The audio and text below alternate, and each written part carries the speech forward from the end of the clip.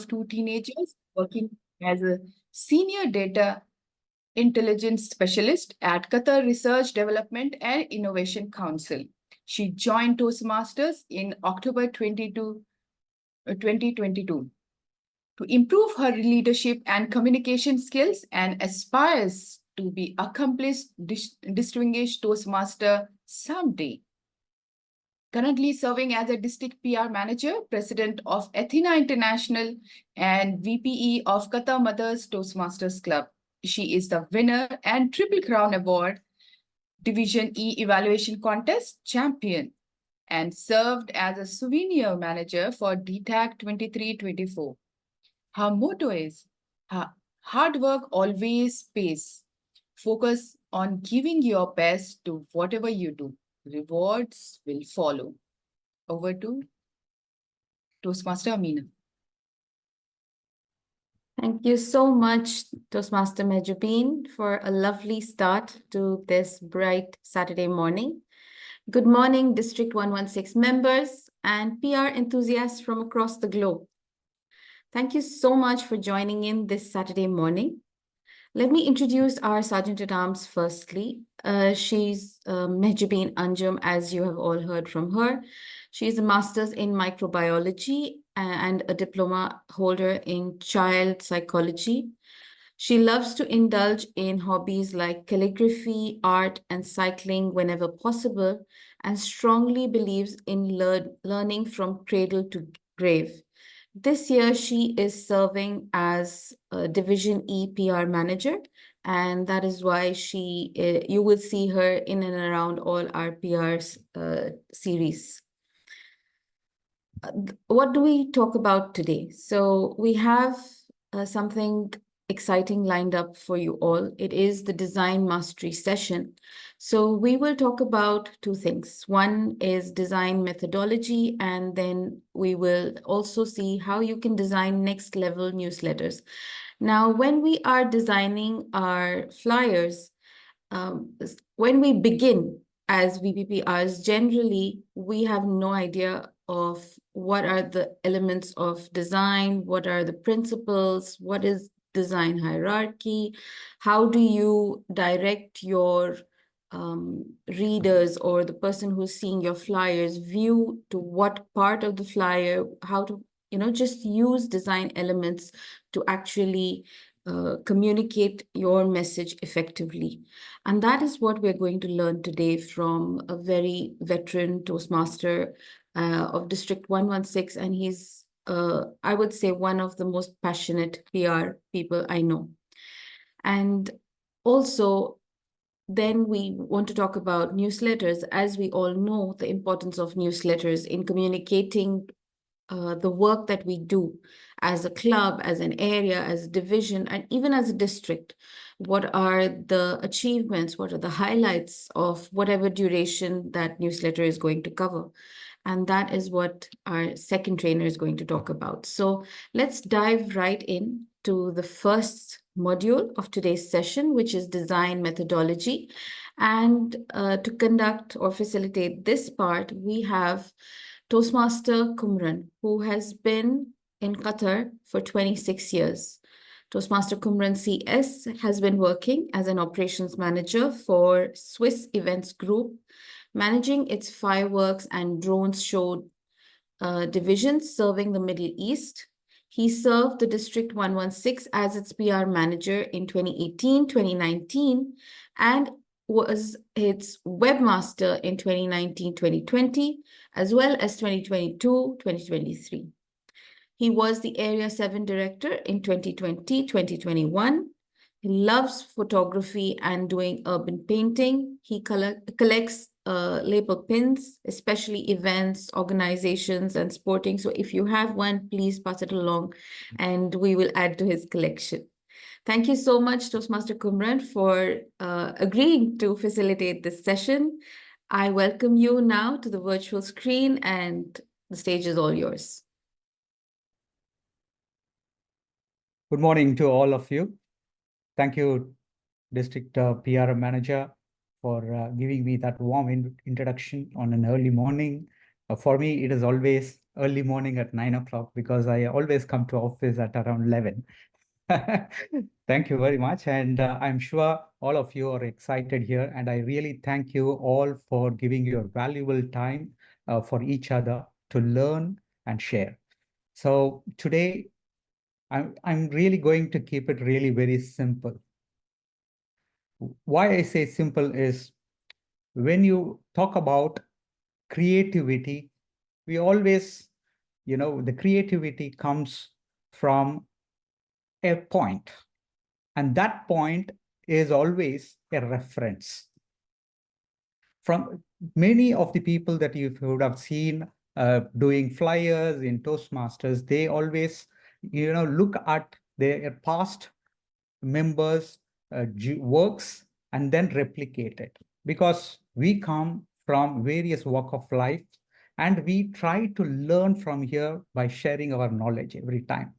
So here also, I am going to take this 1 hour time to share the knowledge that I have to you.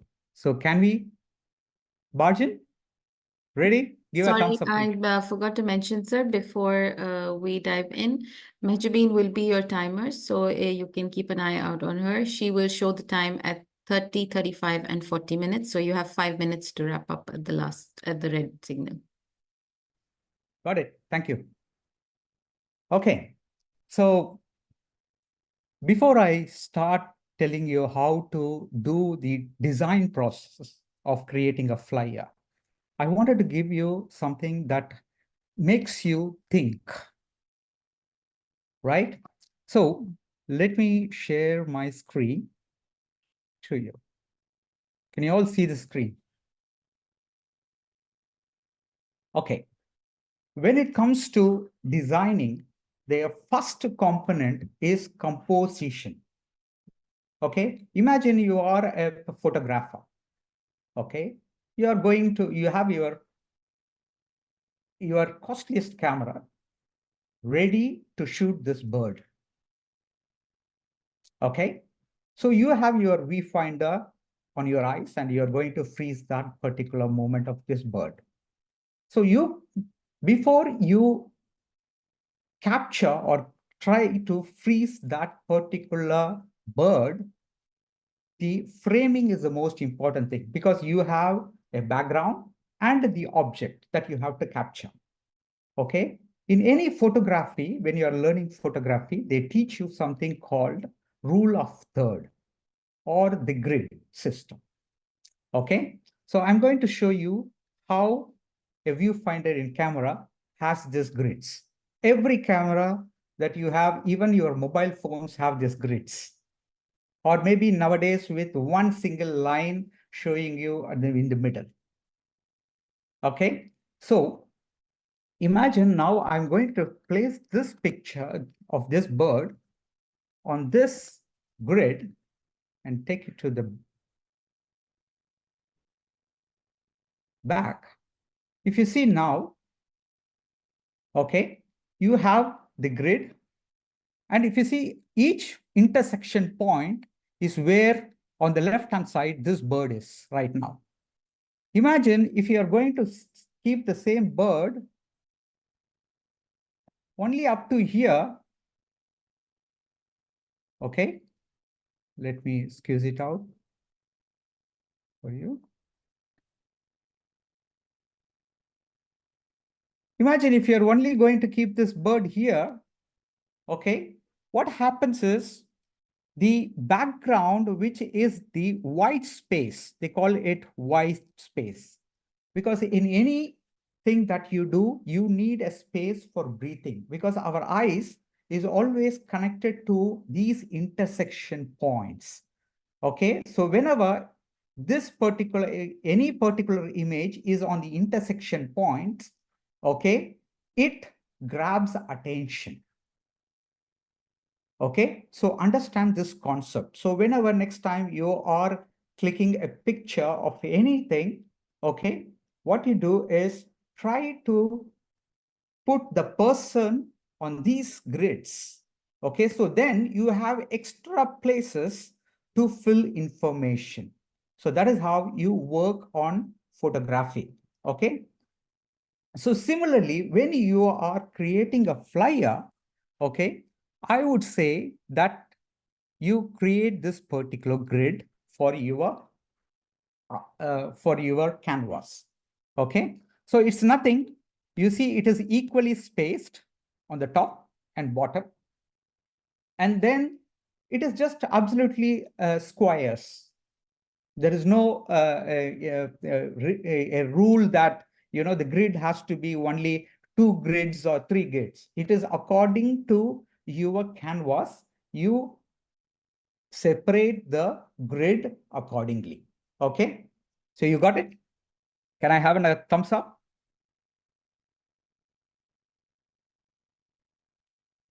Okay. Now, let me place this same picture on this grid.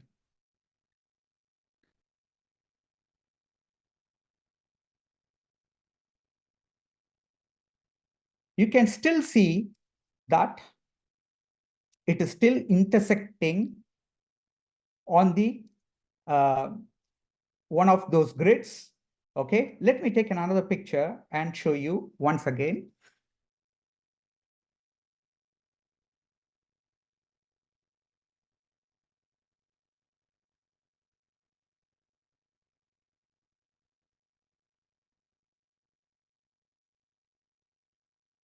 For example, okay, let me take this picture.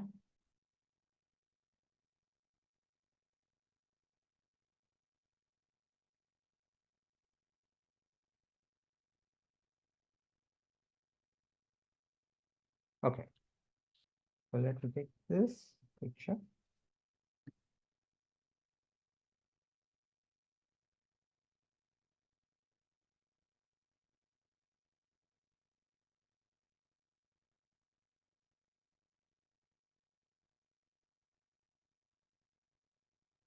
So I have this flyer here, right? So I send it to back.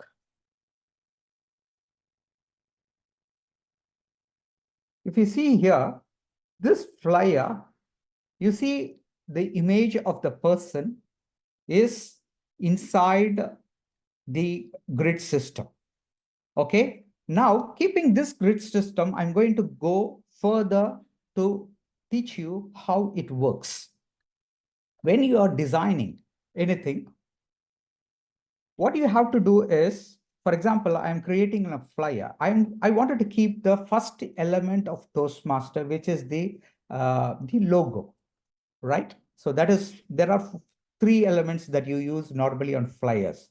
The first one is the logo. The second one is any image. And the third thing is the text. Okay, these are the 3 elements we work. And apart from that, we add another element, which is the background color. Okay, so totally 4 elements we normally use in our flyer design process. Okay, so the first thing is the logo. Where to keep this logo in this rectangle canvas?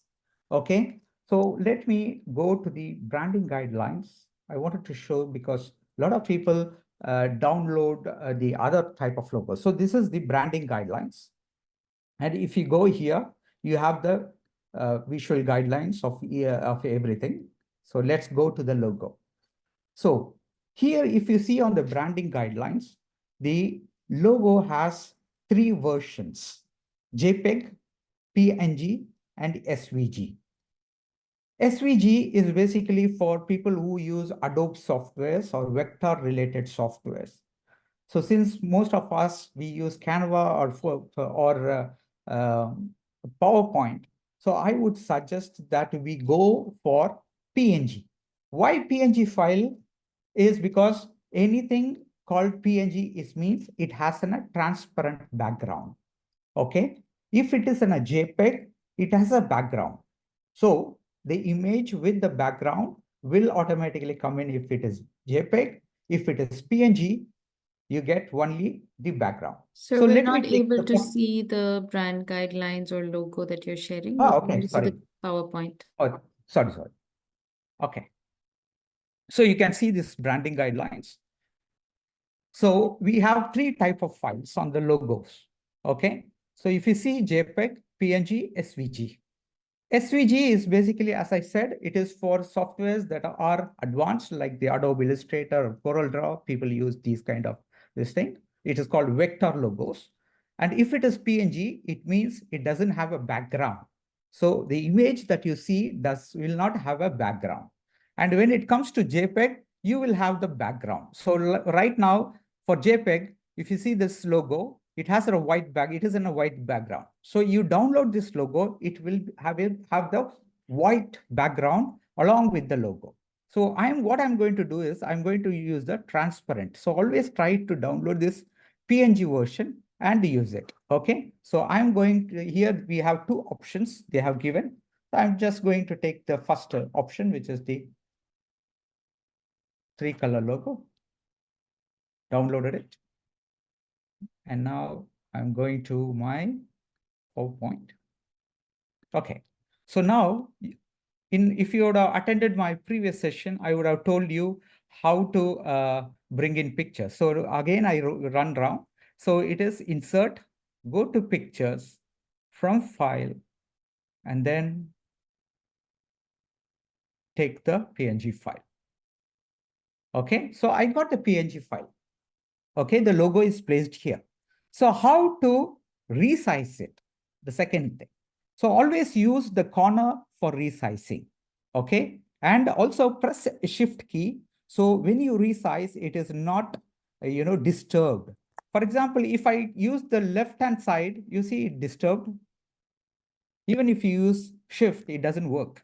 So what I normally tell people is use the corner, use the shift key, and then skews it.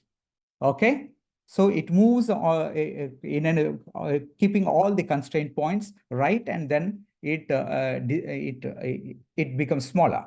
Okay. So this is one. And second thing is that how big should be the size of my logo? Okay. So imagine if my logo is only this much. Can you read the Toastmasters International? Is it visible clearly? I'm sure people, Toastmasters, they can immediately, say that it is Toastmasters International. Just imagine he is a guest. He doesn't, see properly. Okay. Then for him, it is not visible. So the correct size is you keep the corner and you push it up. Once you are able to see the Toastmasters International word text very clearly, then that's the right size that you have. Okay. Next, where to keep this logo? So what I'm going to do is, you see this grid system. What I will now get into something which is really very essential. So I have this grid system, right? So I can keep this logo on this corner. You see automatically when you keep here, you have a breathing space, right? On the left-hand side, on the right-hand side, and at the bottom. And then you can add your text, leaving that breathing space. You can add your text here, right? In this particular part. Your club name or, your other details that you wanted to put here. So, and similarly, you can keep your logo here. Automatically, when you use this grid system, you already have some spacing. So when you are using grid system, it makes it easier for you to work around. Okay. So imagine if I'm going to keep this same logo here, this corner, touching this one grid, automatically you have spacing all around. So imagine if this thing is bigger, you have to make sure that you touch these two wherever the points, okay, so in the grids. Then what happens is that your imagination on a flyer immediately get clicked. Okay. So now, for example, if I'm going to place a text here, I can text a text from this grid to here. And then another part of the text, leaving this spacing I can keep this area, I can fill in this area. And then I can fill this area with anything, a text or an image or whatever it is, I can fill it, right? So you can see now this particular template is what you are looking for when you are designing a flyer. So I keep a logo here. You see here, Toastmasters International is visible. So then what I can do is from this end to this point, I can have my club information, and this area, I can put anything, an image or a text or whatever it is, and then till here, I can have some kind of an information. So this is how you put up a layout. When I talked about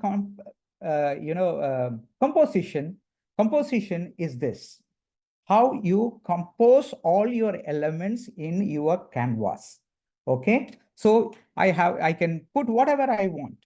So if you see, the ice is is used to certain things. They call it golden ratio. So the world that we see around is within that golden ratio, and our eyes are also used to it. For example, when I fire fireworks, I tell about story about fireworks. I used to tell people that they see only three things that come towards their eyes, like the plane with the lights on, the traffic lights when you're driving, and the third one is fireworks that comes towards you. So similarly, so the mind always gives a dopamine when you see something new.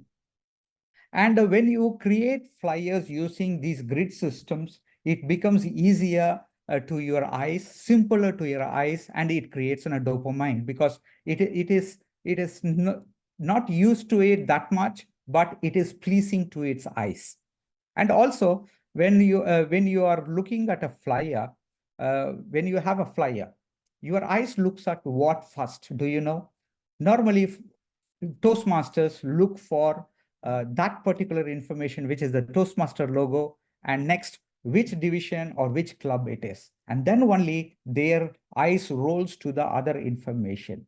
Maybe the next information could be the date, because they wanted to schedule their calendar, whether I can attend this, when it is going to happen, and then where it is going to happen, and then what is going to happen. So this is how our eyes and our mind are always used to. So you have to always design your flyer in such a way that our eyes, when we are creating things and when we are placing those elements, we place it in such a way in a hierarchy so they can know this information. And secondly, I have seen many clubs, they do every time a different look and feel flyers. Okay, the first time the logo will be on the right hand side, the second time on the left hand side. Okay, maybe the pictures of the person varies, yes, but the position varies. Okay, what happens is that our eyes are, when we have many clubs and many information that has been shared, our eyes look for something that is easier and known.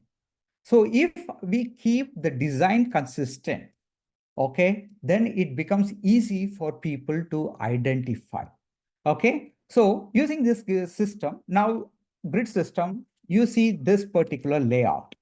Okay, now I'm going to fill some information here. So first is, I told you we have the logo, so I place the logo on the left hand side. Okay, now the next element that we place in any Toastmasters is the colors. Okay, so after the logo, we have the colors. So before going to the logo also, now we have this another logo, which is the wordmark logo. And third, now we have the celebration logo, right? So word logo, if you are going to use it, you use that logo and remove this logo, not together. I have seen some Toastmaster flyers where it had two logos together, one in the top and another one in the bottom. So let me take a word logo. So this is the branding guidelines. So I go to the PNG and take the PNG version, okay, of the word logo. Okay, and then I'm also going to take the Sentinel logo, one of the Sentinel logo.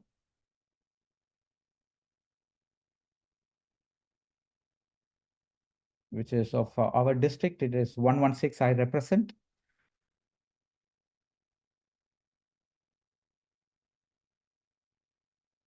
Okay, it's a large file. It's downloading, no problem.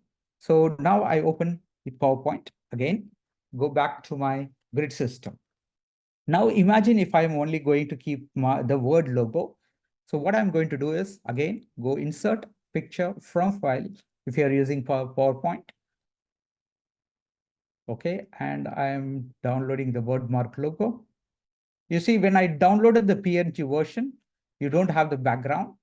Okay, so now if I'm going to use the word logo, so I'm going to place it within the grid, you see, like this.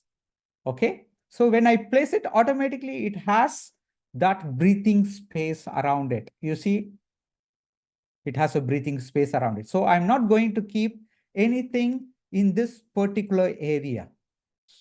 Okay, so you placed it on the right area. And now what I'm going to do is I'm going to insert a text, which is my club information. Okay, so I go to insert. To people who know PowerPoint, you can use the text box. Okay, type the text. My club name is Indian Club Toastmasters.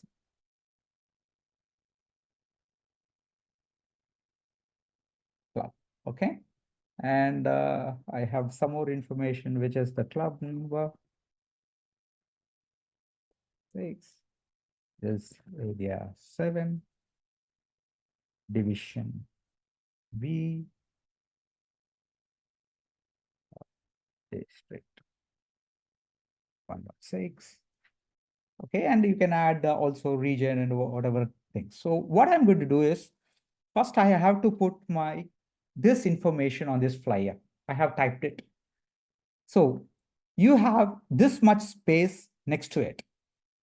So where to keep my information is, you see this grid now, you have the grid ending here, and this is the next anchor point.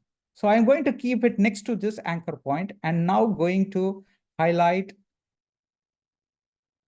this information, which is my club information. Okay, and I'm going to select the Gotham font, because I always use Gotham, because I'm working in a corporate company, and we are I do have Gotham in my computer, I believe. No, not this laptop, sorry. So I'm just taking for information an Arial font, which is very normal. When you don't have any fonts, Toastmasters says, okay, you can use Arial. So I have the Arial, and I bold it. Okay, so, and then if you see the club number and information, is it visible to you? Okay, so make sure that your text is visible to your other people's eyes. And also, to differentiate, you have to make sure that two different heights are there. Okay, so see, compare when you see Indian Club Toastmasters and club number details, they are differentiated with the bold and the size of the text. So that is how your eyes can easily understand which information it attracts first. So in this, right now, the canvas, I'm sure you're all able to see the grid, which immediately gets to your eyes. But after the grids, you get the colors first, the Toastmasters logo, and then on the right, you have your club information. And if you see, it is placed in the a space, there is a small space around it, and then the club name and this thing. Okay, so now you have this. Now you know how to add a text. Now, let me place a background color. So when you go to the Toastmasters manual, branding guidelines, again, it shows you the color palettes. You can see on the left-hand side, the color palettes. Okay. So if you see, the color palette has these 4 colors, which is the true maroon, loyal blue, cool gray, and black. Apart from that, you have the white is also, and along with that, you have the happy yellow. Okay. So there is a restriction of using a happy yellow as your background, because it is to highlight a certain information that really you wanted to bring people's attention, like a text call for, like join us, or maybe the name of the person and what his role is. For such things, you can use this happy yellow as a color. But for your background, I always recommend that use one of these 4 colors.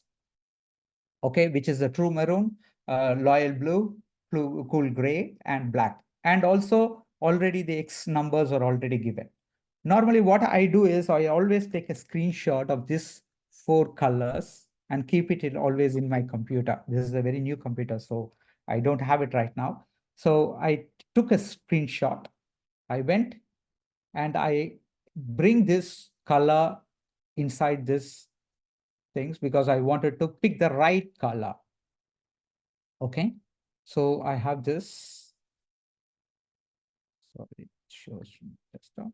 Yes. So I have these colors here. Let me just drop it down and keep it here. Okay, so what you have to do is you have to draw a rectangle around.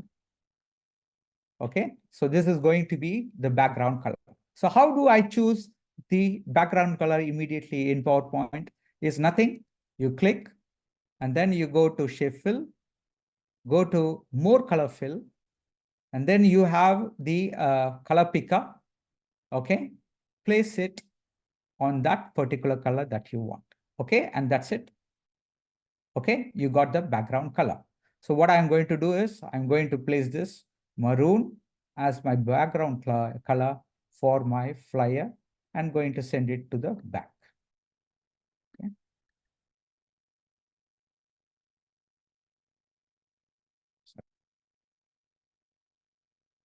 Okay, so I sent it to back.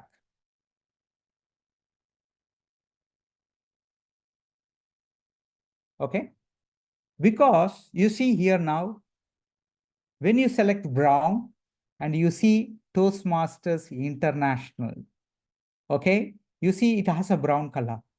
So you cannot use this particular logo on this brown color. Okay. So understand this. Sometimes I have seen flyers having a similar, text logo on this particular. So that is why I always recommend going for the uh, globe logo, because which is very easier to people to recognize. If you see in almost all the Toastmasters branding materials, you will see the globe logo. The only time that you place this kind of text logo is where you cannot print, you don't get the colors properly. When it comes to the text logo, it is mostly used for digital mediums. Okay, where the backgrounds are always white. Okay, when you go to a website, most of the time the websites the backgrounds are white, so they use it in such places. Okay, if you are creating in a flyer, you're going to take in a copy of it for distribution, and if it is in a white background, then you can use that word mark, which will be eligible for it. But when you are using for flyers, always use this. For 100 years, Toastmasters is using this particular logo, which always represents Toastmaster, right? So it is easy for people to recognize the brand. So I always tell people to use this Toastmaster logo, which is the globe logo. Okay. And now I'm going to keep this particular information. You see, I'm going to keep this Indian Club Toastmasters details. Okay, and then I'm going to change it to white. Okay, and this particular information into white. Okay, So if you see, I can keep this here, or otherwise I can move this also when I cannot place it here. According to a design methodology, you have to place it on one of these lines. Okay, then what happens is that the next element has a breathing space. Okay, so you have a breathing space between the logo and the text that you are going to put. So I will keep here, or otherwise you keep here on this intersection, or otherwise on this intersection. I'm talking about this particular area. Okay, and then at the end, I will stop here. This is my intersection. So you always try to keep things within that introduction, this thing. So I am going to keep it here. Why? I will tell you now. Now, so you know also how to use the color picker, right? To select the particular color. So that also you learned, I believe. So now I'm going to place an image of a person. Okay. So let me go to Google, my friend.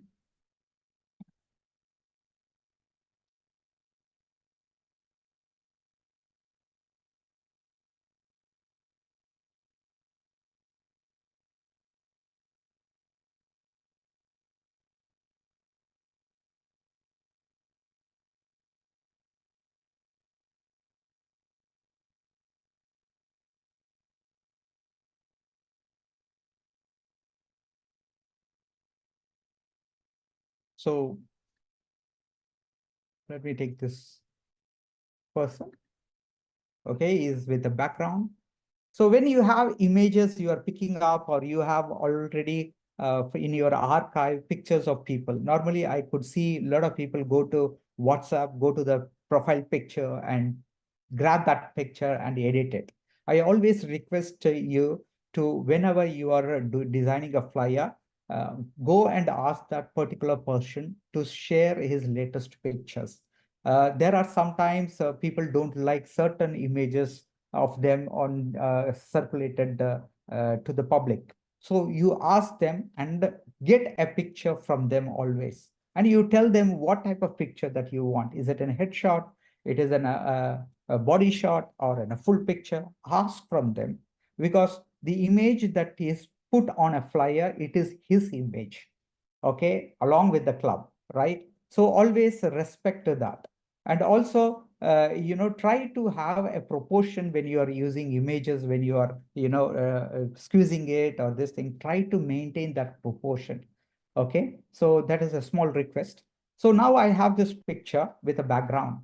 And to remove background, I always use a website called Remove BG, or you type in Google, go to Google always.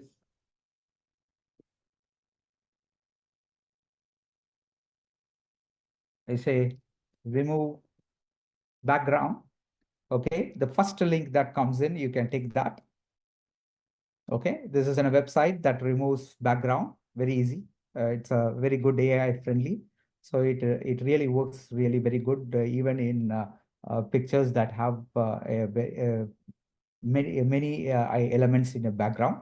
So you can go and click upload the image. So click upload. So that's a stock image I have downloaded from the internet. So when I pressed, sorry, that's a cookies.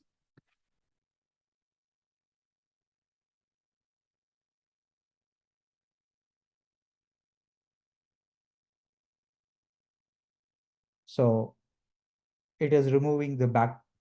If you see now, it removed already the background. So you can use this particular website when you wanted to remove the background. So what happens is that when you download from here, the picture is saved as PNG because it removed the background. So it is transparent. So you can place it on the or your canvas, whichever you're drawing. So I go insert picture from file, and then I go and take this picture and put it here. So I have my picture now here, right? So how to squeeze, you have to click the corner, click shift, and then size it. okay, then it comes in a proportion. Imagine you are using your things. What happens is that in the other writer's left side, what happens? It get disturbed. Okay, so always use the corner to, okay, and then now where I will keep this picture. So now I have the two elements of the top. So now I cannot keep this picture here next to, you see the head is touching the logo. So automatically you are going to keep this below, use this guide and keep it below. Okay, so now if you see, I have kept this logo here and then made it bigger. Even if this part is going outside, don't worry about it. It is not going to come. Whatever inside this particular this thing is going to come. So you can keep here. And if you wanted to keep like 6 speakers images in this grid, so what I do is you cannot keep 6 people in this size, right? 1, okay, because the grid is now a square. Okay, so I cannot keep, so you have to understand that you can keep only 3 people in this grid. Okay, because this is 1 square, this is 1 square, and this is 1 square. So if you're going to create a flyer with this particular canvas, with this grid system, then you have to make sure that you have only 3 people's pictures can be posted. Otherwise, the picture has to be smaller. So what happens is that you bring it smaller and then you can keep in each. Let me, there it is. So I can keep anywhere.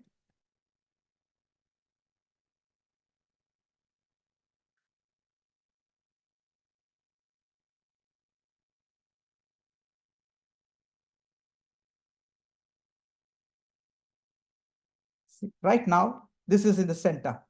Okay, so I leave this particular grid, this square vacant, and this square vacant. Then you have a breathing space. So now you can have, and you can write the text of the people within this area.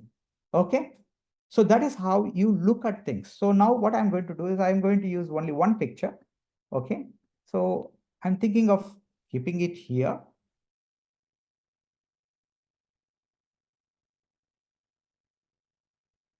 Okay, here, something like this, because it is within this, the face is within the grid.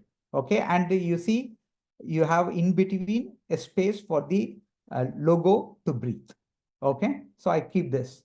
And then what I'm going to do is I'm going to give a call for information on my flyer saying that please come to my club. So you are invited because this is the flyer that I'm going to do is for a club meeting. Imagine.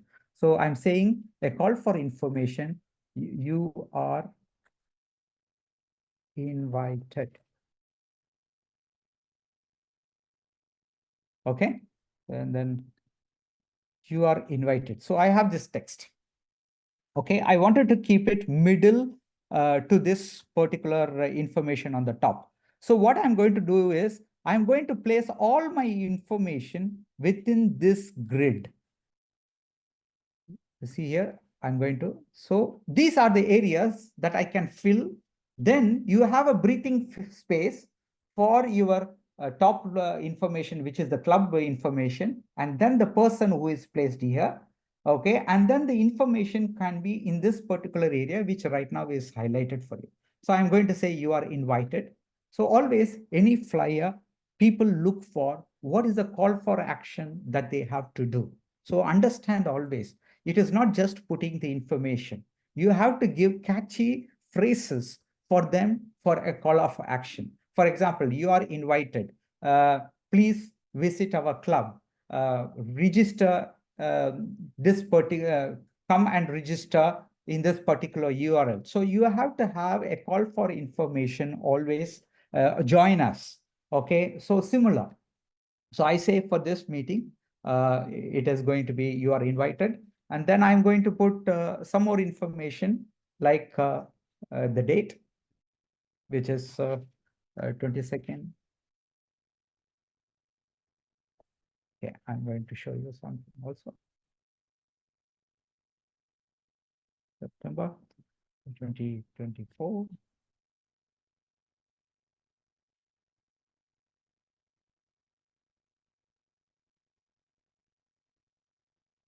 Okay, where online.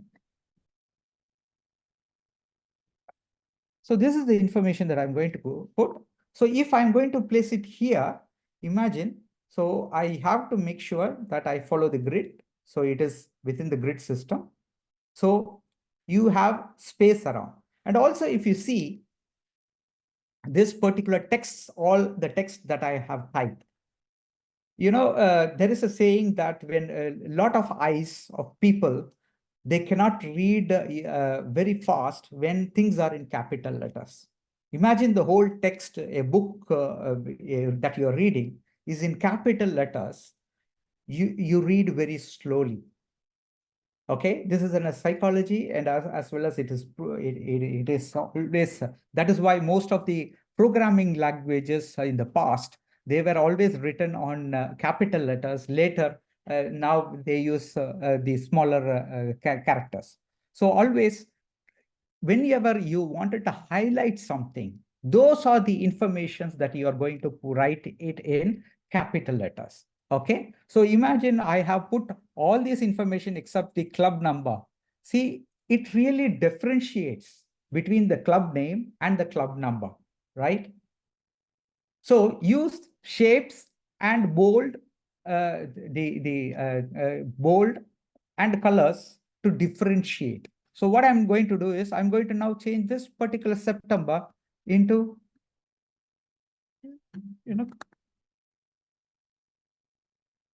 into smaller, and then put this AM little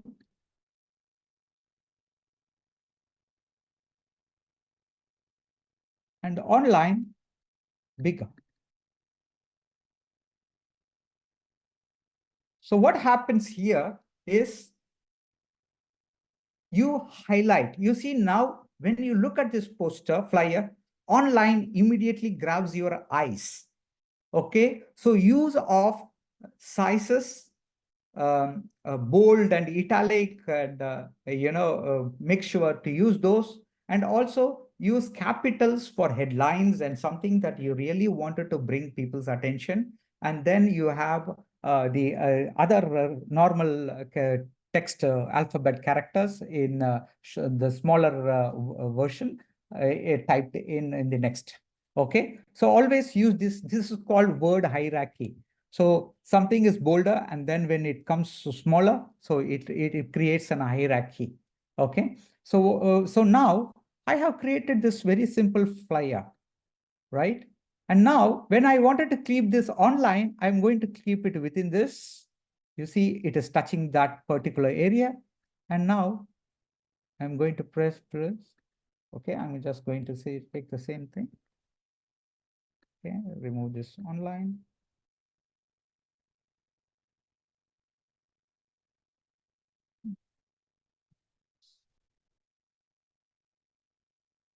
So I'm keeping this online in the next grid. Okay. So you have a spacing created in the same grid. You see? Now what happens is that you have a breathing space for your information. Imagine if I keep the same information here and then this information here. Okay, it doesn't have a breathing space.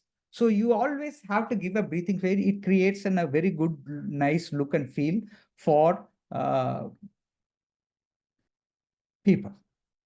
Okay, so when you are also using, now I can adjust this according to my needs. Now I can make it bigger.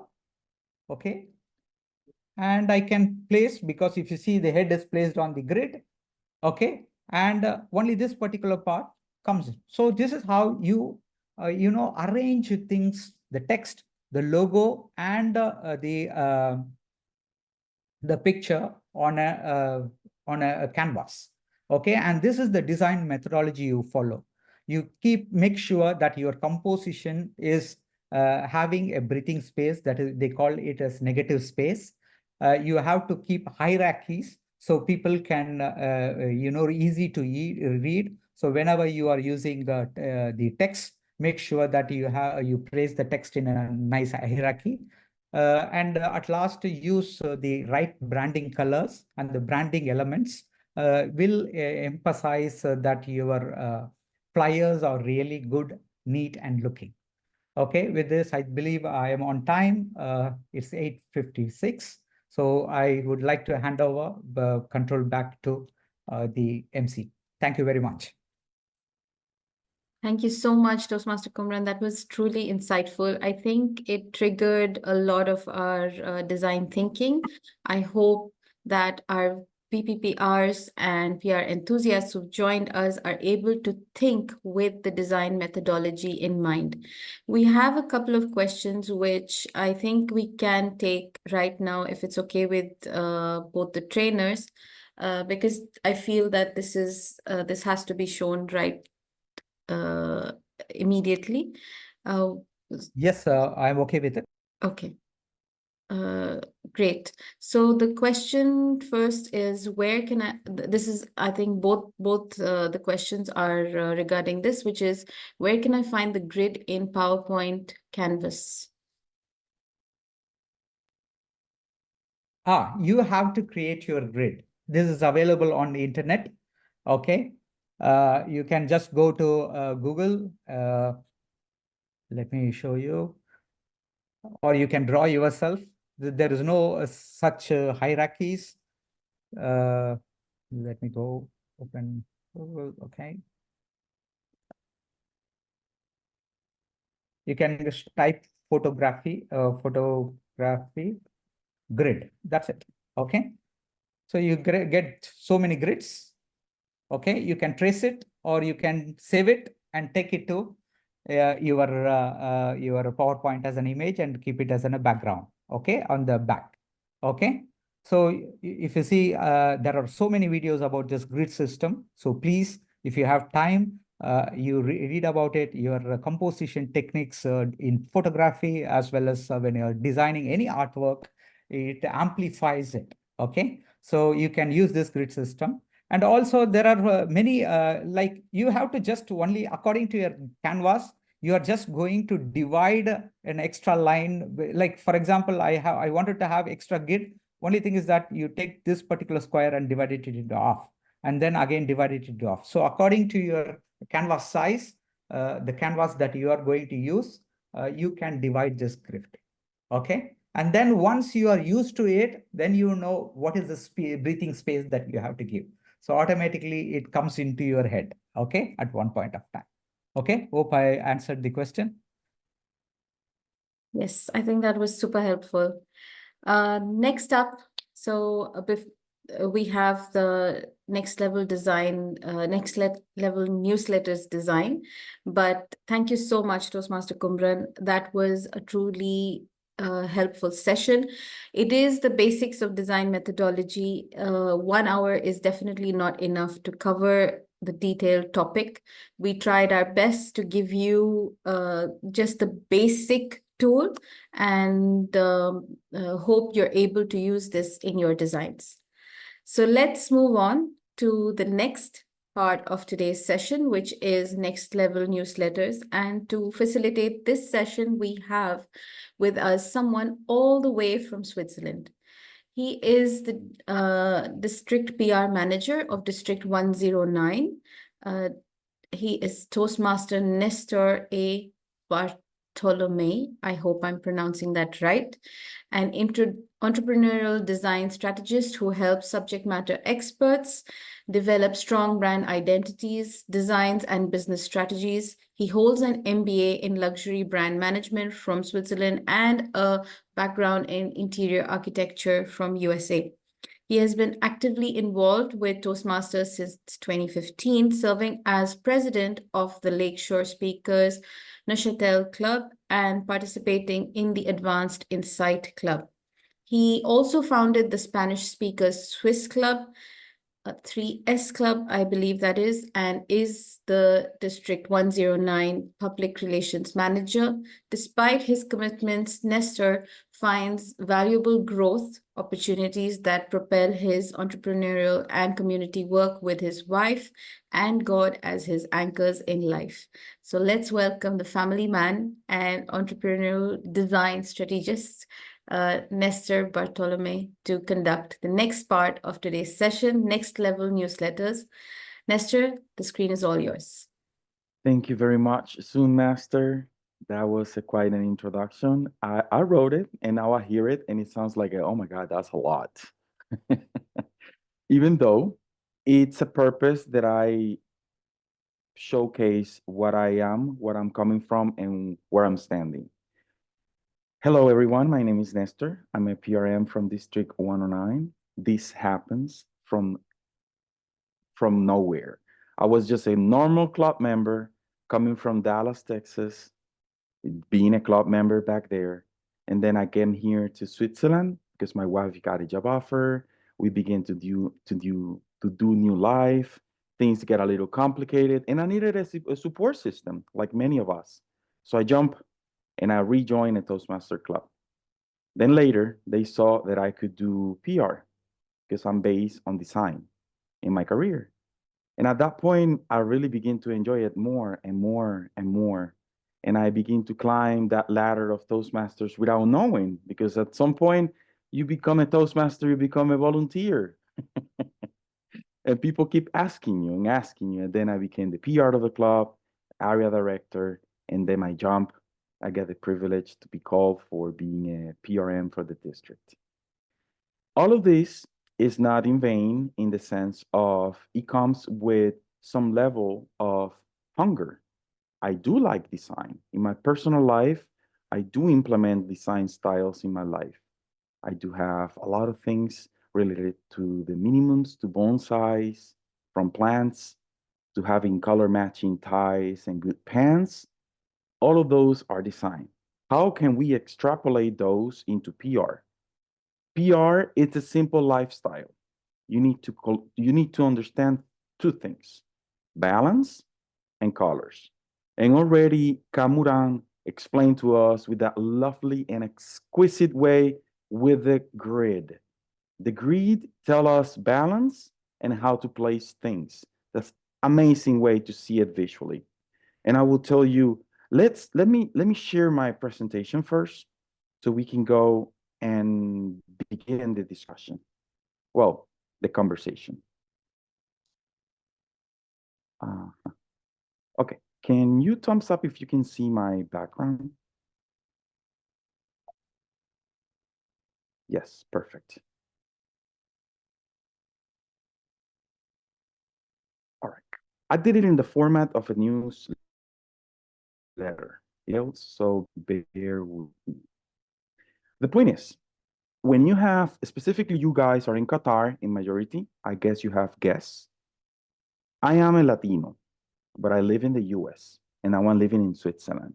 So I have a mix culturally, which means I have a mix of perceptions of design, taste of design, and a lot of things that don't match necessarily with the Swiss and goes with the American or maybe with the Europeans in Central. So design,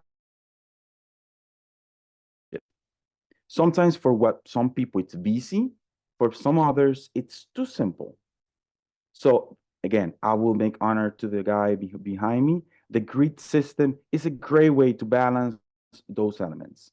However, when you want to do a newsletter, that's when you are reaching not only your target audience from your club, which is a sectorized demographics, which means it just is one area where you are looking for.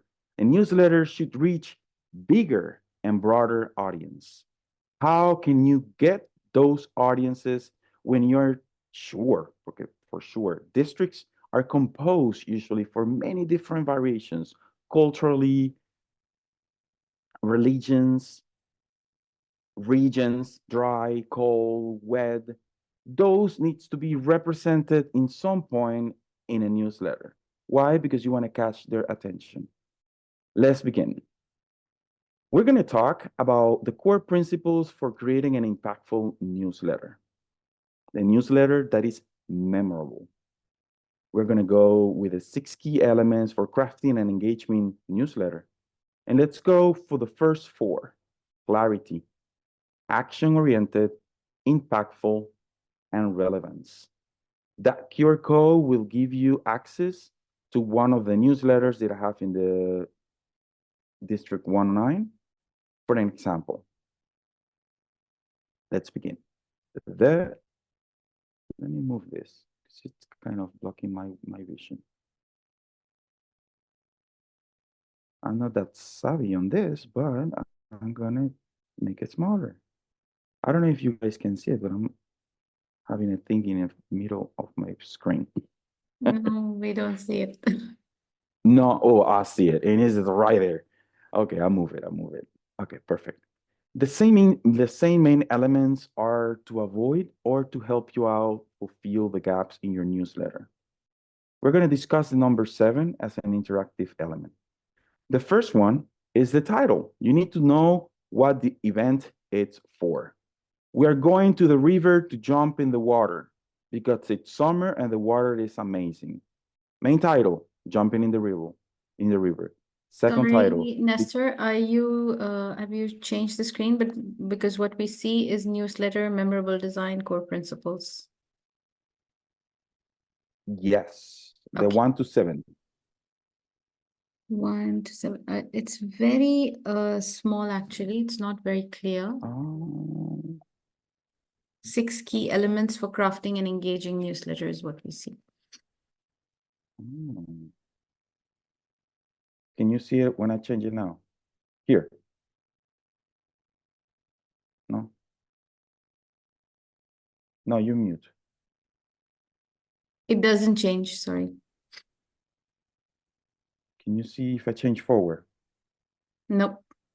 No. Sharing is on pause. Okay. I think this is.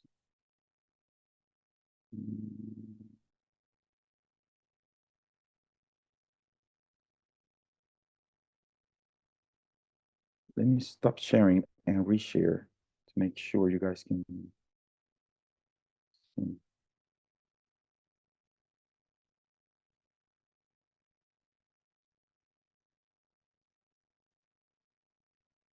It says, I'm sorry for the interruption. It says my screen sharing is on pause, and I do not know why.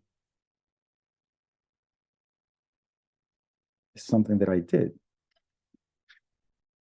or something that I need to do.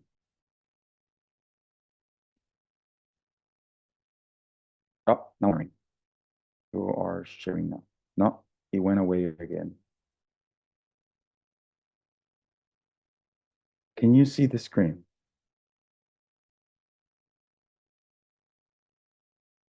No, you're mute, facilitator. I've made you co-host, so you can stop screen sharing and start again. I'm not sure if that could be a problem. And we only see a black screen. Oh, I'm so sorry. I didn't know. I should ask. Are you sharing the Canva link that you shared with me? Yes, I'm directly in the file. Okay. Can you see it there? Yes, we can see it now. We see 6 key elements for crafting an engaging newsletter. Yes, like at the main page. Yes. Okay. This is the first time you see this one. No, we saw the when you were Okay. sharing, but it wasn't moving. It was stuck on this page. Yeah, now Okay. it's moving. Perfect. So let's jump to this one. I think this one is where you get the blocking visuals. Thank you very much, Zoom Master. All right, the 6 elements are basic communication elements that you need in any promotion or specifically a newsletter. You need the main title, you need the second titles, like a secondary support, then you need the pictures. So people, if you're making an award or if you're giving somebody it's new for the club, or that person move forward in pathways. Then you have in a space where you have visually the heaviness, and it's 46 words counts, so you can keep the readability no less than the 12 to 13 in minimum size, and or, depending on what you are looking for, the description of the event. Then you have, if it's an event or it's a promotion for something that passed already, then you have the photos of the event, the location, the agenda, the program. So then you generate visual rapport with your audience. If it's an event that is going to happen, you need the call to action with the hyperlinks. Those are going to be just the hyperlinks, or visually you need to put the location, date, district, area, club, speaker, role. Not all of them. You choose which ones are the main ones. And those are going to be helping your user to encourage them to take immediate action. What that means, when people knows where to go, they go. So hyperlinks help you out to help the people register quick or get to the information that you want.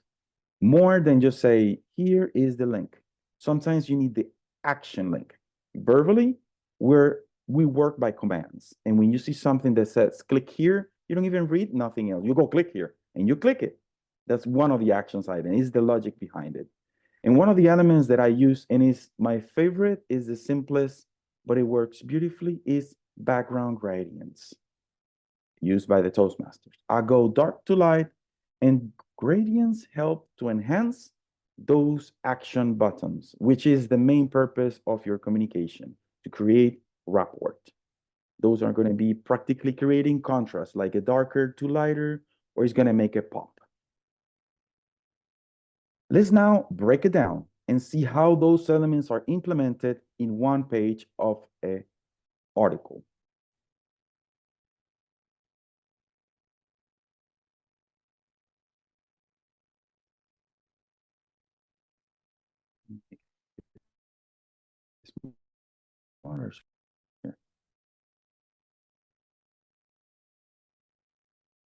Euro.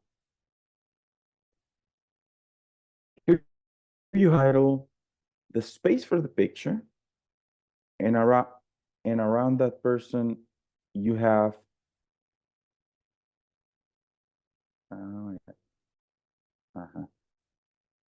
not good. I jump out. There you go. Let's keep it focused here. Family and friends are awake. It's too early, people. I'm so sorry for that. Then we have the breakdown for the newsletter. We have simple elements, like go with the geometrics. It's circles, squares, arrows, and the hyperlinks actions. This is my style. This is what I like. This is something that we learn around the way when you just see other people who really have very good expertise on this. You see newsletters from the USA, you see newsletters from India, Australia. Everybody have a different style. But I choose the one that is more geometrical, and those are going to be my easy way to replicate and to be more familiar with everybody's eye. I really like to put pictures of people in circles. I don't know, I feel it feels like they're contained. Around them, I put the role, the award that they won, the pathway, the new member, whatever it is needed. Then you have a highlighted, a space where you need to highlight. Those spaces are recommended not going more than 46 count words. I'm being quite emphatic on this. As well, the minimum of the size is 12 to 13 in minimum. I have seen newsletters around who have beautiful designs, but the letters are too small and very difficult to read, or it's too much data and it gets the eye busy, and at some point you tune out. You don't really read it all, unless it's related to you. So the minimum information is not always necessary. I do not believe in less is more. That's just Le Corbusier says that, and that's it. That does not mean it's a rule of design, but it's a suggestion. It's a suggestion because if you want to catch the eye of the people as quick as you want, 46 words and not less than 12 to 13 are the minimum to read, to understand, and to keep moving to the next page. Then the number 4, you have the photo, the place where you can relate it. That's going to be bigger than the text. Why? Because we're visual individuals. Those are going to help us to understand the event before we read it. If you're going to jump in the river, at least we need to see something related to the river. That's going to be automatically a rapport between eyes and information. Then we have the call to actions. In a digital world today, we need tactical things. We need to touch. We need to feel like we are part of it. And if we're reading, if you have a good imagination, you can get there. If you see it, if you have good rapport with the imagery, that's nice. But when you can interact with that image online, which is clicking and getting access to another page or to see something else, that's the extra point. All the information that you need, location, date, you can put it as a text. It's quite nice. It's no problem. It's quite just. But if you have a hyperlink, you click the curiosity of the reader. You make them think like, what's there? This is the registration link. Is this for the hyperlink of the documentation? Is this an extra picture? Those elements will help you out increase the interaction visually for your newsletter. I know Sorry, Néstor, if you yes. could zoom in a little bit, because we're not able Yes. to really see very clearly. Oh, it's too small. Yeah. Yeah. Those are the 3 types of click actions that I do. I spread them all the way around. I don't usually do one and copy paste all of them. I'll try it, but it looks a little boring. And I'm a little rococo complex in design, let's say. I'm not minimalist. That's what I'm trying to get the point. Some of the people, they're very able to do a minimalist jobs and they do beautifully, but everybody has their own touch. That's one of the beauties of VFPR. All of us have that element of freedom in that brand manual. We have so many elements, almost around 12 or more colors, including those gradients. We have so much options in the brand manual when you have the guidelines that you can play with it. It just matters of how you use them in some point. In this sense, let's go back. The big picture for reporting visuals, and here is the text. The 46 words count and 12 to 13 minimum. I'm gonna read it. When describing an event, highlight the purpose, date, and location. Mention key speakers or performers, include engaging activities or workshops. Emphasize networking opportunities and expected outcome. Lastly, outline any unique features that make the event memorable and beneficial for attendees. This presentation, you will have it. Everybody who needs it, it will be here. So this is what I do. This is what Néstor take this page and he replicated as much as he can. So let's see how this gets to be on a page. Normally, this is a page. Let me go back again for sharing screen. I'm avoiding screen because I think the internet is weak. Can you see it? No, right? You can see a white screen with just a few of your elements. Yeah. It's yeah.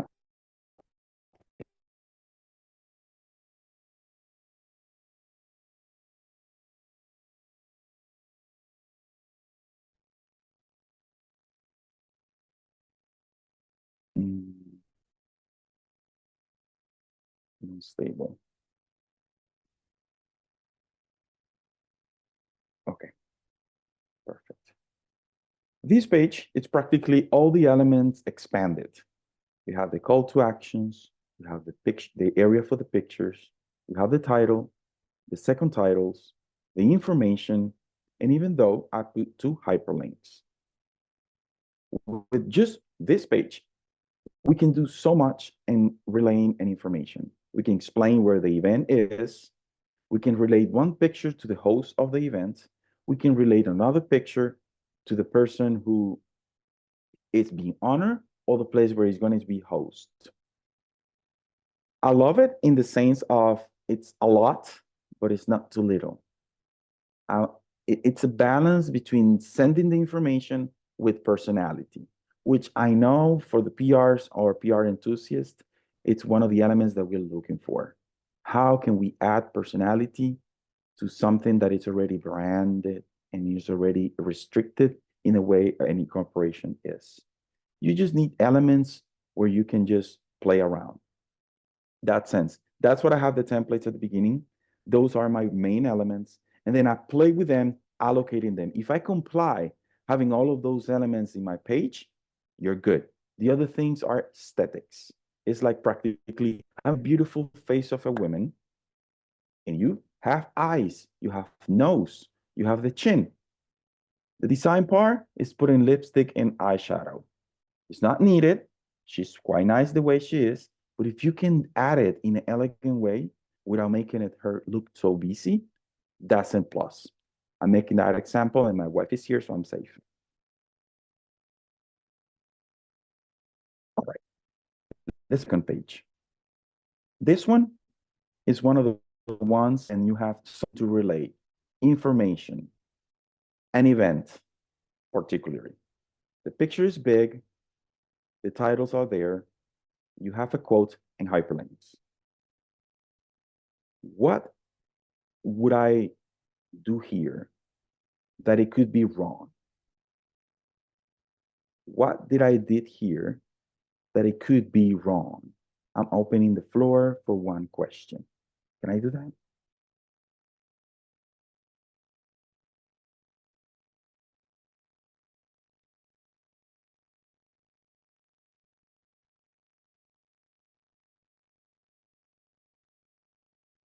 Yes, just open mics, everybody that can see it. What can I add here or that it could be wrong? Can I add the logo of Toastmasters? Can I make the picture bigger? Can I make it smaller? Can somebody spot the element on this?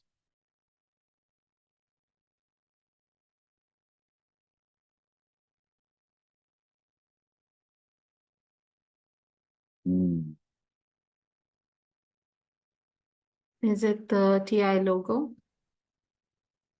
You could use the TI logo, yes. But then you have to take one element out. The click here option should be down. Might Should be be down. down. Yes. Nice. So you would take off the click option and put it on the bottom. Perfect. Interesting. That's nice.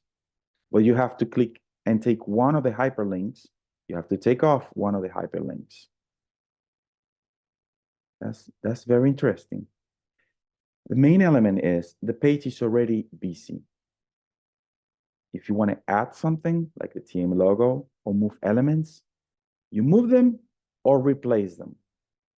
Sometimes we add because we know in our core that we need to communicate information. But if we add too much, that information can float in a visual busyness. If we move the click here to the bottom, I would remove one of the hyperlinks in the bottom and put it there and have to balance. If you want to add the logo, take off the quote in the gray part, this area. Take off the quote and put the logo. But keeping the logo, keeping the quote, the click here, that what makes things a little busier. One of the elements that I like from the last presenter is that he mentions elements needs to breathe. Yes. But how and what is enough space for breathing? When you open your eyes and you close them and you open them again and something pops to your eye too much, sometimes you have your answer. It's too much. When you see something and you cannot focus on one element, even though that is busy, if you can focus on one element, then you move to the other, and then you move to the other, and then you move to the other, that's the intention. Move slowly one section to other section. I don't know if it makes sense for many of you. That's explaining you the way I do it. So in some point you can relate to me. If you have questions, pop, because I'm assuming a lot of things in this sense, but you can correct me in that way.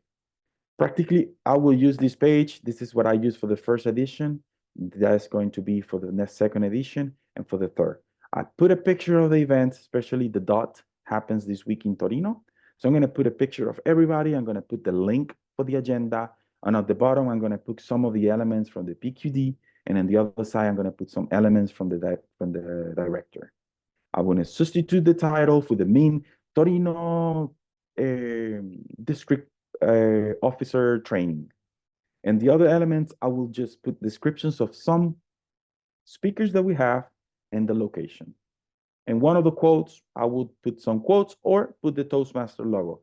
But given that we are already in the newsletter, obviously it's Toastmaster. So the logo could be, but if you need to sacrifice the logo. It's not needed. It's part of the whole thing. It's Toastmaster. And at some point, you will have the logo and the brand identity. It's there.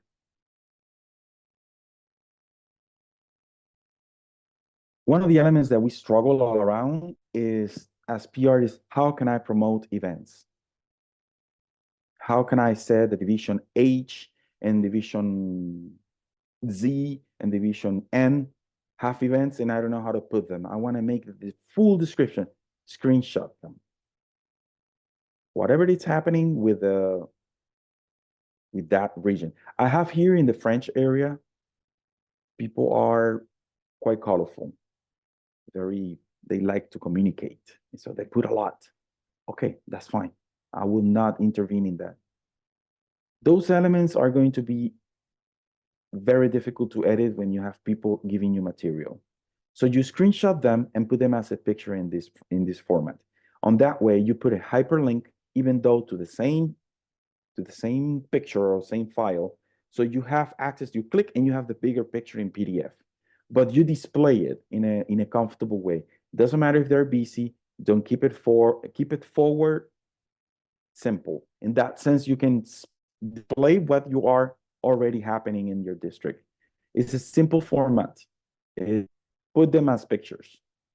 This is for honors, new members, put the picture in the corner, explain why, put some elements for logging in, big picture, happy smiles. Plugins, simple. And because you can use this one to promote it in Instagram, Facebook, or LinkedIn, the logo, it's there, so you can PDF this page only and move it forward for other PR strategies. But it's still part of the other element when you're looking for information for specific PQD, having rewards and specific things that you need to. Big click, big picture of who's the person you need to address to, and some information. Secondary text will help you out. Don't change the fonts. Don't change the sizes. If your information cannot fit, edit, edit, edit. AI is your best friend. Put it on AI, ChatGPT, make this text 46 words, fix it and make it cohesive. That's the prompt. Put it in the AI and you copy paste and you put it here. And go faster because I saw timers switching colors. This one is the same. One of the first that I did, and I like it. A lot of people says, "Oh, Néstor, it's too busy." I like it. I still like it. It's pictures. You see, it's Toastmasters, and the thing is, because I like it, is because I can take this picture. If I do this page, a specific for a club, I can take it off this one as a PDF, so my active links still active. My links or all the registration things are active. I PDF it, and I keep posting it and sharing it in LinkedIn, Facebook, even Instagram if I have a link. It in itself, the page says it's Toastmaster, where it is, what happens, and it sends a message. But in design, it says this belongs to the newsletter. This is one of the elements that I wanted to show you. If you see each page by itself, it should be a celebration by itself. If the page looks boring, yes, it looks boring.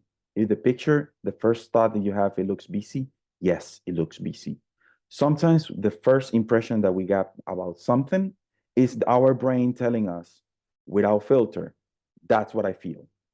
So if you see the picture, it's a little busy, simplify it. Don't forget, you have many pictures in a newsletter. Each picture needs to show off by itself. When you put them together, it looks like a rainbow, like a lot of information. And this is an example of some of the pages from the newsletter. It looks like a lot, but by each have a own character, which means the reader, it simplifies the way the reader goes. So you make attraction the attention, the easy way to read it, because the text and information is classified by blocks, like in the grid. They convey a brand identity because you already have the colors, you already have some elements that repeats and feels familiar from page to page. And in that sense, when you have all of these templates, which I'm going to share, you have a facilitate the way you organize stuff. So people feel clean to read it. It feels that the content comes from one page to the other, but this is a sister, the cousin, the other brother, the other sister, the other cousin, all family, all different, but still be in the same newsletter style. I'm going fast forward. This is my page. I have a really difficult time at this point because I have a lot of information that I needed to convey. I needed to convey the brand manual, the district link, our link new page in website. We needed it to convey the new WhatsApp group that we created, the new support group that we created. And how did you do that without overwhelming people? Hyperlinks. Some text, who's the picture of the person to address to, what's the main event. For me, it was a PR chat. It was a helpline for those in my district who needs the help. That's my main character. That's my main actor in this soap opera. So the other ones, informations that I need to convey as well, I put them in hyperlinks on the bottom. So I communicate it in a simple way, but then you need to understand the reader. The reader will read, jump, and go. But if you need to address, oh, I need the brand manual because the new logos, I need them. Oh, go to page 13 in the newsletter edition or second edition. There you have the links. You can refer people to this. I could spread this in probably 2-3 pages, but the readers will get bored real quick. It will be a too long newsletter. It will be too much information. Compile the things. This is a very good idea. I will post this as well. So you can remove all the links, change the text, and you dump your information for your preferences. This is the 109 style, but well, Qatar is a brother district, so that's fine. One of the elements, once you finish your newsletter, you have already know where to put the text, how much text you can put. You have the design is a geometric approach. You don't have many curves. You can use any other designs as you want. In this case, we use geometrics, squares, and circles. So what happened? I'm going to put this on the public. When you put it, I recommend it. It was a recommendation made to me as well. You do the new edition, and at the bottom, put the all or past edition. So if you have something to communicate, like a cut, the cut was amazing. We really enjoyed the cut, was great. We have many speakers. However, don't forget that the speaker's bio is in the first edition newsletter. So provide the first edition newsletter. Make it smaller in the bottom so people go, oh, it's true. Let me see who were the speakers. So you don't have to compile, repeat information. That's why it's the purpose of just putting the newsletter first, the recent, and then on the bottom put the old one so people can refer to that, and you can use it as key points, key messages, provide continuity. Your engagement, it's easier because people says, oh, so the cut already happened. So let me go back to the speakers. Let me see who were the speakers. I want them in Lincoln back in the other edition. That's one of the purposes of having putting both. Remember, scale helps a lot. If you just for the picture see it, obviously the newest edition is the biggest one. The oldest is the smaller one. It helps explain a little bit, Remember, 46 words, 12 to 13 as minimum. Here, there, secondary. Put the logo if you want. There you go. You went the safe way. I'm going quite fast, but remember, reinforce key messages, inspire engagement, provide continuity. There is explanation. However, newsletter needs to feel personal. If you understand that you need to communicate more, do it in a smart way. Remember, we are like kids when we see design. If we get bored quick, we ignore it, and our attention span, it's very short. And when we're dealing with Toastmasters who have lives, and this is a hobby practically, we just need to catch their attention. If you need to convey a message, remember, make them easy to read. Organize the stuff so you catch their attention. In one big newsletter, recent, and the smaller one, is not only to just make it pretty.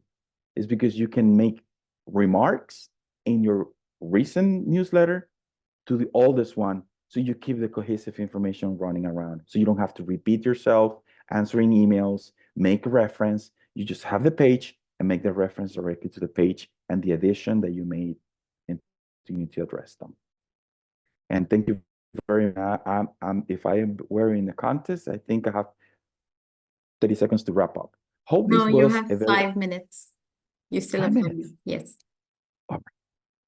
Thank you very much, everybody, for helping me out to express myself in this point to you. I know it was complex. I know it was at the same time simple because it's nothing new that I'm offering. And at the same time, could be overwhelming if you're not related to the design world. If you're related to the design world, it's a little bit like you are critical because it says, I wouldn't use that red. I would go with blue. It's too heavy. Those are good comments. Those are good elements because you're being critical. You're seeing it as a consumer. That's some of the elements that we need to understand. When we do this, we need to see it as a customer. Our members are our customers.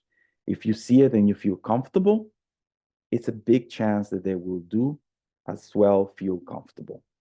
I will give you this as a hint of my appreciation.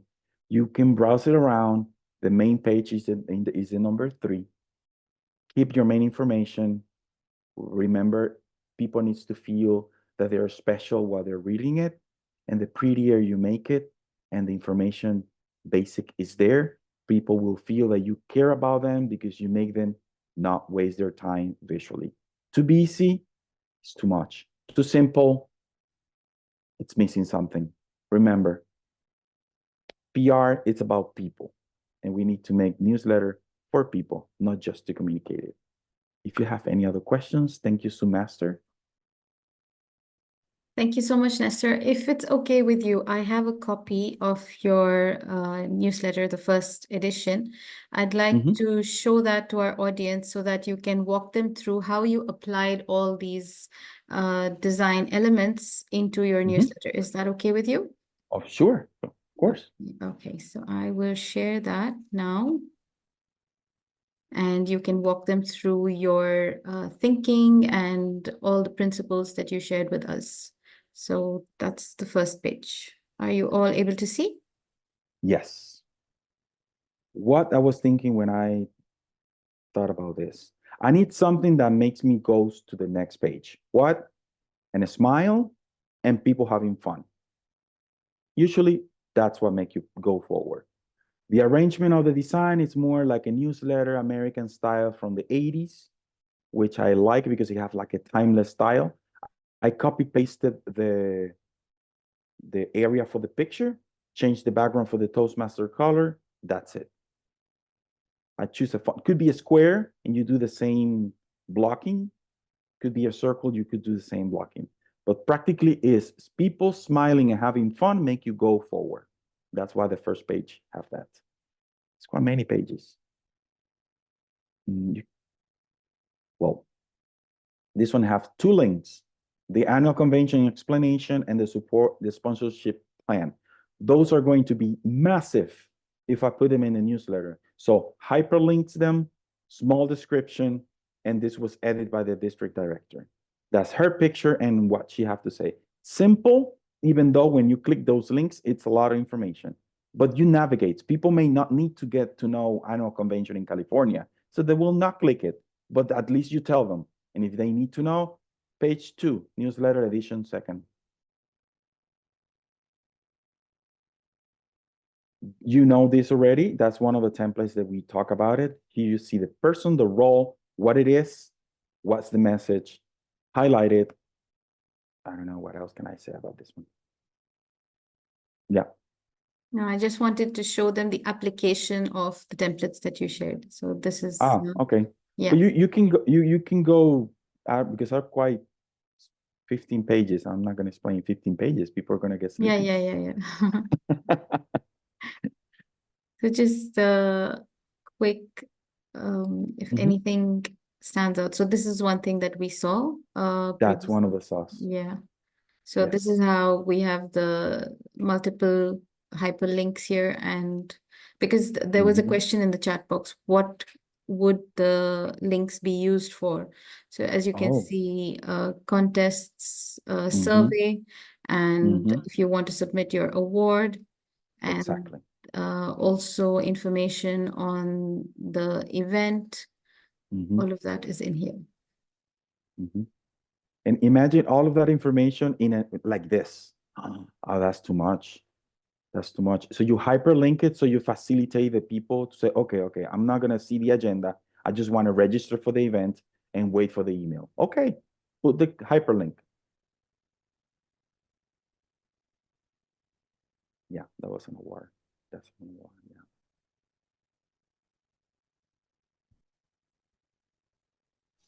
This is all on Canva, is it? Yes, sir. Yes. Thanks, Néstor. No, you're welcome.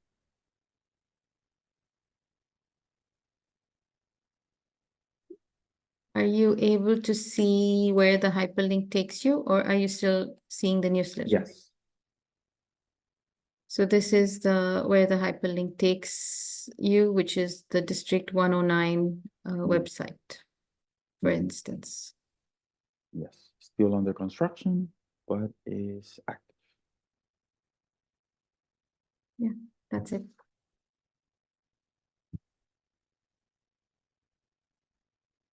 Okay, so I think that was it for the newsletter, the actual newsletter that was designed by District 109, the editorial team. And Yes. we now open up for questions. If anybody has any questions on newsletter design, or even the first module today, you are welcome to share your thoughts or questions right now.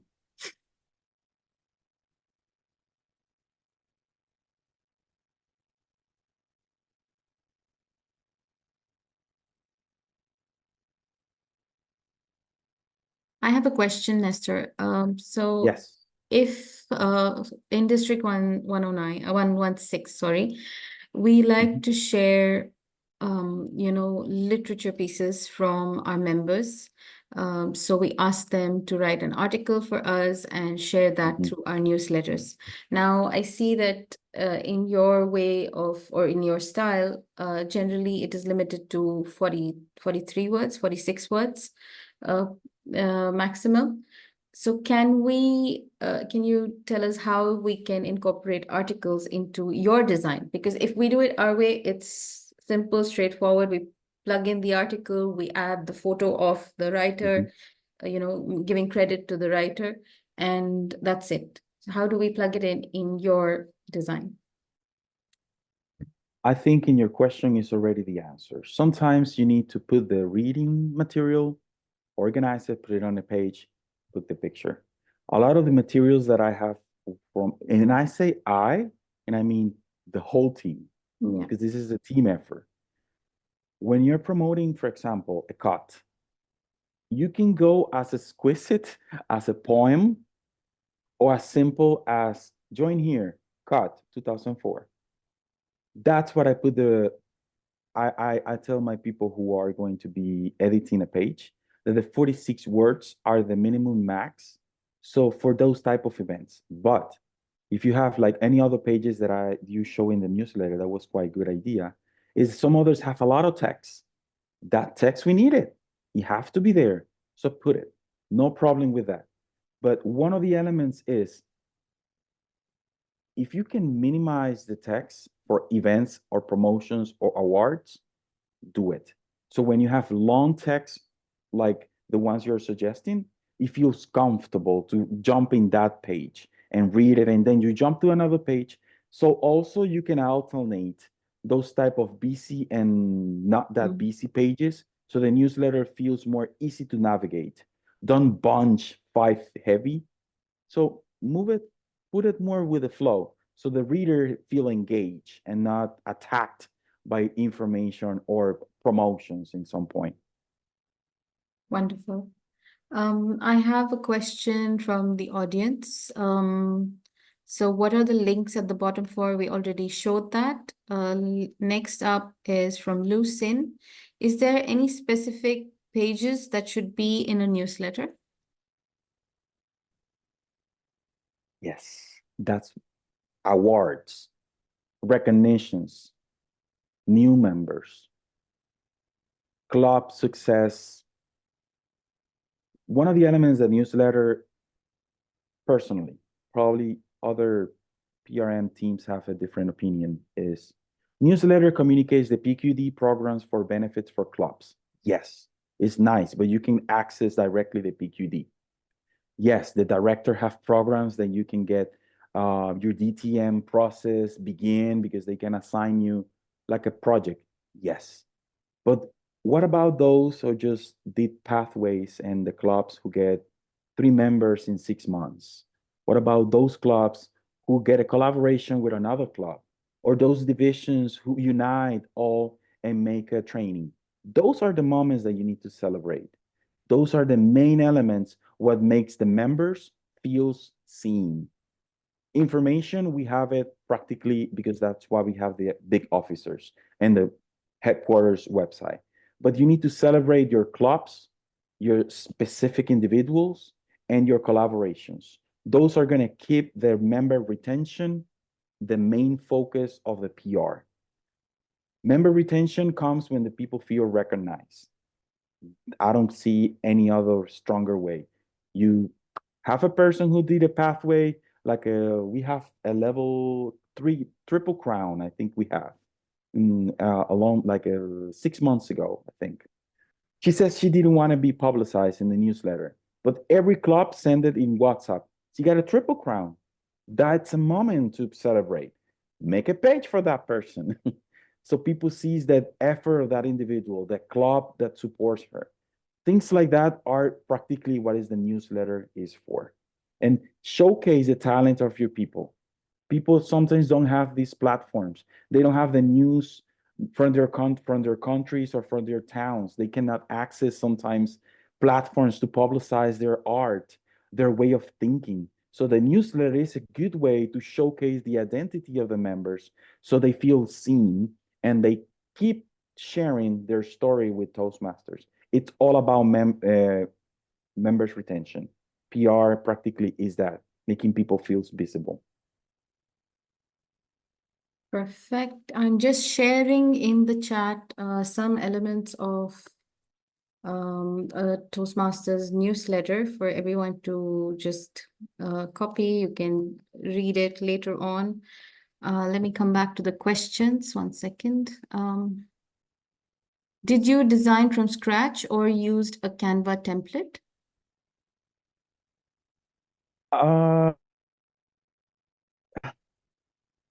It's a 50-50 because some of the elements I like it, I copy paste them, I put it here, but some others I tweak it and move it to the other side.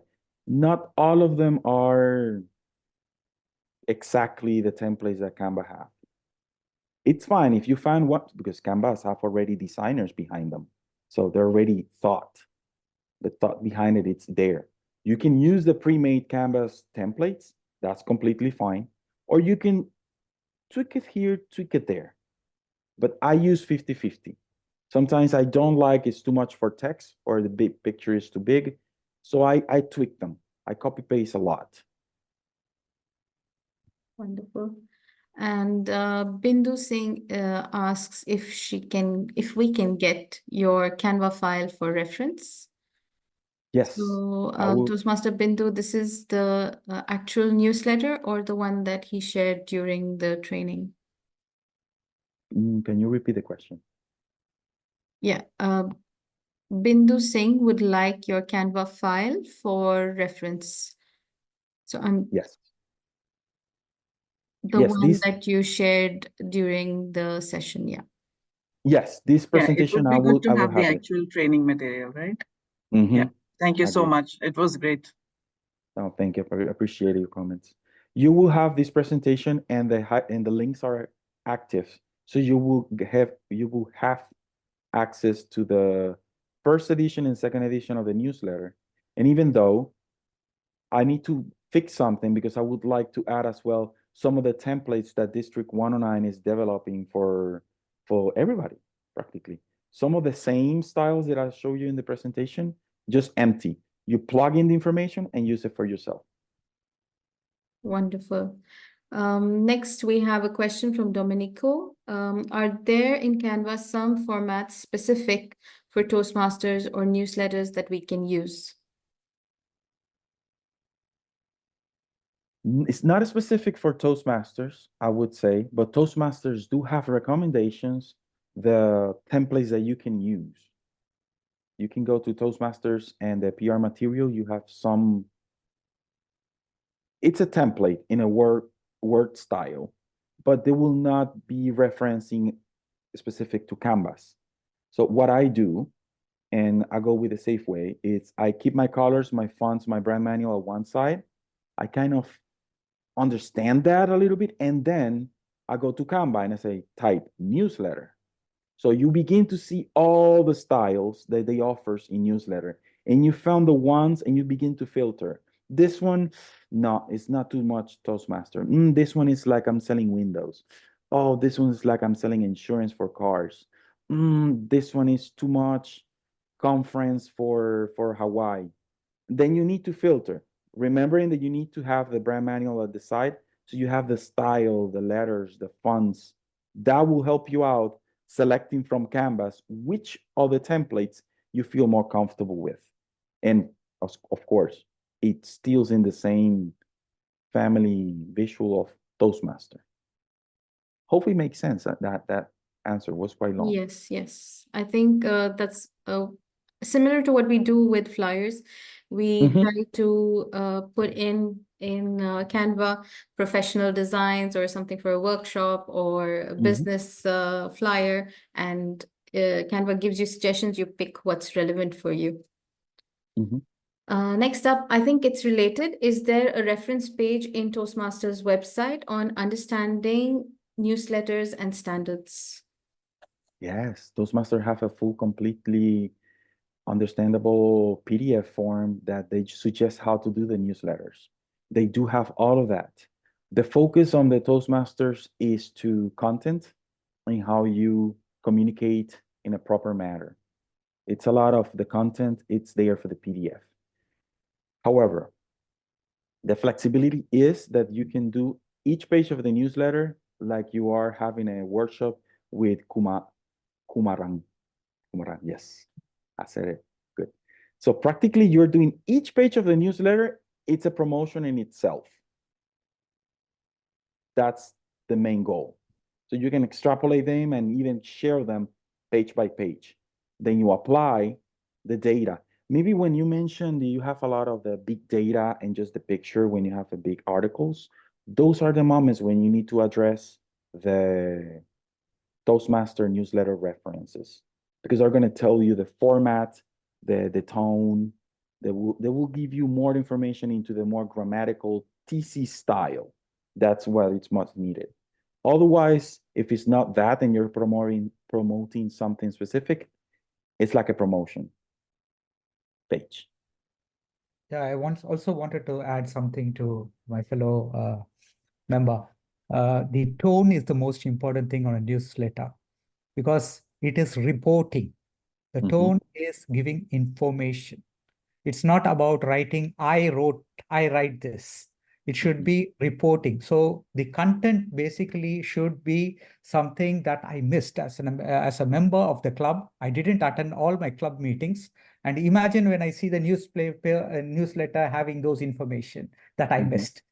Okay. So, and also for the guest to know what happened in this club in that particular quarter. It's like a report. But the tone should be as written in newspapers, reporting tone. That is how you have to write your words and pick it up. And the informations can be of, someone asked, what could be the contents in a newsletter is like basically a cover page, an index, few things from the editor itself, a small write-up from the editor, and then how the club is performing, what is its present status, and what is planned for the next 6 months from the VP or from the president. Okay, and then a few information about what happened in that 6 months in that club.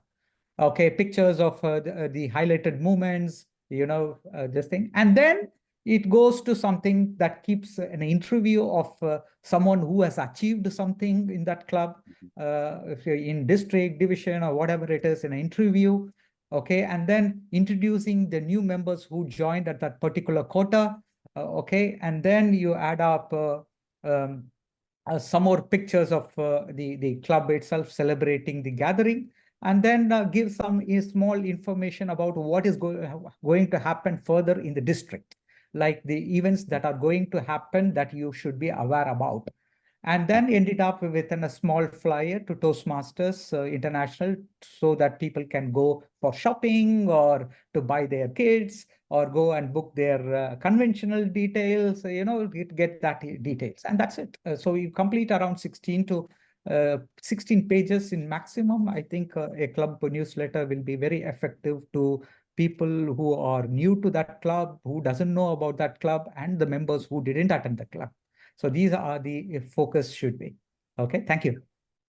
Perfect. Very good. And this is a question for the first part of today's training. Can we design the text box in different colors, keeping the base color as blue? Yes, you can do. You can very well do. And also, if we can see the same template, the same grid system is used. Okay, but I have put the grid systems very closely so that you can see. If you're designing a newsletter, this is how you use this. You use in a space. Use this, use this, and then start filling up information as you require. And it becomes very easy. You use Canva or use PowerPoint. You can do multiple images.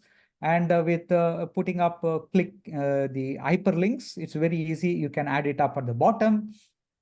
So you can move things around. So these are all different formats that you can easily use this grid system, and use multiple colored texts.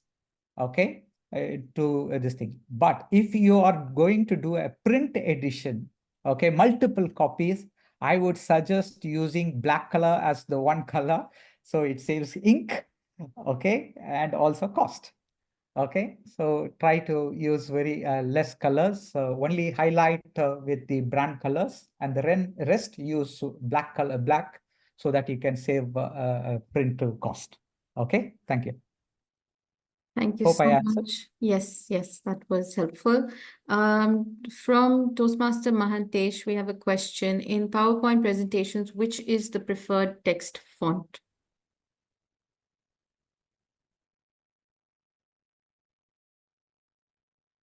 Can you repeat again? Is it for me? Yes. In PowerPoint presentations, which is the preferred text font? You can use all the Toastmasters branding, this thing. You can download it. There are now free versions of the fonts available. But if it is a digital version, I always look forward to use Arial, because it is there in all computers. So sometimes some softwares, they look for certain fonts to be there installed on the computer to display it rightly. So if it is a digital this thing, I would go only with Arial so that it's all set and arranged and it looks nice when you open. That's it. But if you are going for an digital version of Flyer, then you can use the other Myriad Pro. But make sure that you read the branding guidelines, because each font has something to do. There is a Myriad Pro only for headlines and highlights. So you have to understand why you have to choose that particular font for what. I am sure that if the member has attended the previous this thing, there was a good explanation about how to use fonts. And if you go to YouTube, you will find many videos explaining you about the use of font, the Toastmasters fonts for particular text or headlines, what you have to use and how to use. There is a new font for celebration modes that is used only for celebration. It is in a cursive letter. It looks nice, classy and celebrative mode, and you can use it only when you are doing a congratulatory poster of a member. Okay, and you write the word congratulations with that particular font. So that's how it is. I hope I answered. Thank you. Thank you so much. And that's all we have time for. If you have any further questions, please don't hesitate to reach out to us. You can send them to me and I will direct them to our trainers and get back to you on that.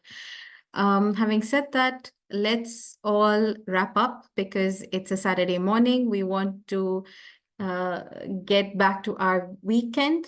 And it was enough of learning, I think, for today. That was a lot of information for us to take in, and I hope it sinks in throughout your journey in Toastmasters as a VPPR or whatever role you have taken, and you're able to implement what you learned here today. If you're not a VPPR and you like to contribute to your club's PR work, this is an inspiration for you.